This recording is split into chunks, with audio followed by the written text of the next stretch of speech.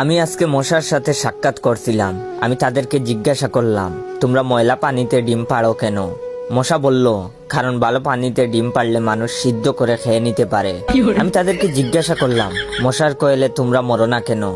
মশা বলল, আমরা যদি মরে যাই তাহলে কোয়েলের ফ্যাক্টরি বন্ধ হয়ে যাবে। আমি আবারও তাদেরকে প্রশ্ন করলাম, তোমরা মানুষের কানের কাছে এসে জ্ঞান জ্ঞান করো কেন? মশা বলল, কারণ মানুষের পায়ের কাছে কিংবা অন্য কোথায় জ্ঞান জ্ঞান করলে মানুষ শুনতে পায় না, তাই। আমি তাদেরকে জিজ্ঞাসা করলাম, আমি শুনেছি পুরুষ মশারা নাকি রক্ত খায় না, তাহলে ওরা কি খায়?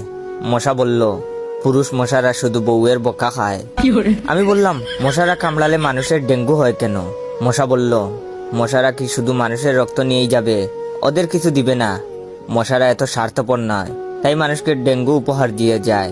মশার সাথে সাক্ষাৎ করার পর আমি মশার উপর রিসার্চ করলাম।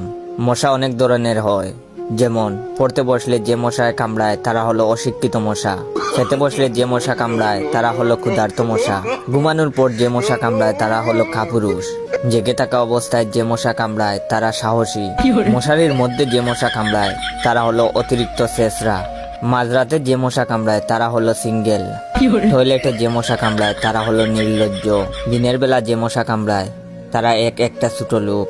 আমার এই ভিডিওটা দেখার সময় আপনাদের যেই মশাগুলো কামড়াইতেছে ওইগুলো হলো প্রতিবাদী মশা।